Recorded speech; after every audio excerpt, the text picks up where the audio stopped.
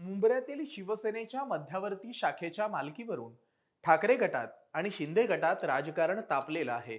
अशातच उद्धव ठाकरे आपल्या सहकाऱ्यांसह आज मुंब्र्यात पोहोचले. मुळात स्थानिक आमदार जितेंद्र आव्हाड यांनी लावलेलं बॅनर फाडल्याने शाखेवरून सुरू झालेला वाद आता अधिकच चिघळलाय. मुळात उभाटा गटाचे शहर प्रमुख विजय कदम यांनी ती शाखा आपली म्हणजेच ठाकरे गटाची असल्याचा दावा केला. तर दुसरीकडे शिंदे गटाच्या राजन किणी यांनी देखील मुंब्र्यातील शाखेवर दावा केलाय. त्यानंतर या वादातून ही शाखा जमीनदोस्त करण्यात आली आणि त्यानंतर मुंब्र्यातील या शाखेवरून राजकारण पेटलं आणि शिंदे गटाचे पदाधिकारी राजन किणी यांनी जेसीबीच्या सहाय्याने शाखा जमीनदोस्त केली. तसंच शिंदे गटाने या ठिकाणी नव्याने शाखा बनवण्यासाठी भूमिपूजनही केलं. पण या वादात आता उद्धव ठाकरे, संजय राऊत आणि आदित्य ठाकरेंनी उडी घेतली आहे. त्यातच दिनांक 11 नोव्हेंबर रोजी उद्धव ठाकरे आपल्या सहकाऱ्यांसह मुंब्र्यात पोहोचले. त्यामुळेच मुंब्र्यातील शाखेचा वाद नेमका काय आहे, ही शाखा नेमकी कोणाची, या शाखेकडे उद्धव ठाकरेंनी विशेष लक्ष का दिलं, याबद्दल आज आपण जाणून घेणार आहोत. नमस्कार, मी सुप्रीम मस्कर आणि कॅमेऱ्यावर आहेत आलेख चाळके. मुळात मुंब्र्यातील ही शाखा शिवसेनेचे दिवंगत जिल्हाप्रमुख आनंद दिघे यांनी स्थापन केली होती. ही शाखा एका हॉल एवढी आहे. पण ही शाखा जमीनदोस्त केल्यानंतर संजय राऊत म्हणाले की मुंब्र्याच्या त्या शाखेत लोकांची कामं होत होती, परंतु मुंब्र्यातील शाखेच्या आजूबाजूचा परिसर उभाटा गटाच्या विजय कदम यांनी भाड्याने दिला असल्याचा दावाही विरोधकांनी केला. त्या शाखेच्या परिसरात गाड्या धुणं, लादी आणि टाईल्सची दुकानं, गॅरेज यांसारखी दुकानं उभी होती. त्यामुळे या शाखेत लोकांची कामं होत होती की आपले खिसे भरले जात होते, असा प्रश्न निर्माण होतो. त्यामुळे शाखेच्या नावाखाली चाललेल्या व्यावसायिकरणही आपण लक्षात घेतलं पाहिजे. दरम्यान एका वृत्तसंस्थेने मुंब्र्यातील प्रशासनाच्या अधिकाऱ्यांना विचारलं की ही शाखा नेमकी कुणाची आहे.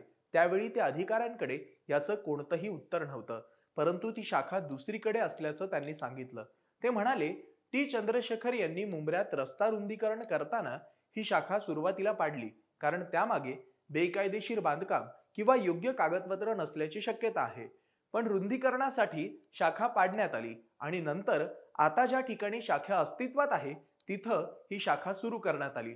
पण त्यानंतर आता तिथल्या व्यावसायिकरणामुळे शिंदे गटाचे पदाधिकारी राजन किणी यांनी ही शाखा जमीनदोस्त करत तिथे नव्याने पुनर्विकास करण्याचं काम हाती घेतलं. पण ऐन दिवाळीत मुंब्रा येथे येऊन उद्धव ठाकरे हिंदू मुस्लिम बांधवांमध्ये असलेली शांतता भंग करण्यासाठी येत आहेत का, असा सवाल शिंदे गटाचे प्रवक्ते नरेश मस्के यांनी उपस्थित केला आहे.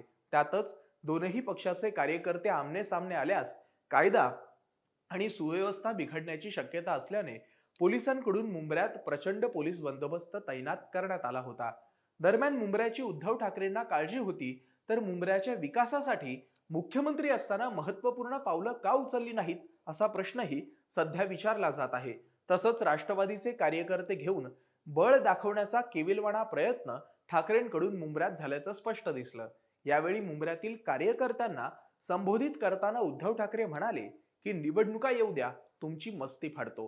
पण त्यावेळी उद्धव ठाकरेंना ग्रामपंचायत निवडणुकीत संधी असताना त्यांनी विजयी होऊन का दाखवलं नाही, असा प्रश्न निर्माण होतो. तसंच मुंब्र्यात काही घडलं असतं तर महाराष्ट्राची अब्रू गेली असती, असंही ठाकरे म्हणाले. त्यामुळे मुंब्र्यात राजकीय वातावरण तापवून ठाकरे नवीन राजकीय डाव खेळत आहेत का, असा प्रश्न निर्माण होतो. दरम्यान पोलिसांनी आम्हाला अडवून दाखवावं, असं विधान राऊतांनी केलं.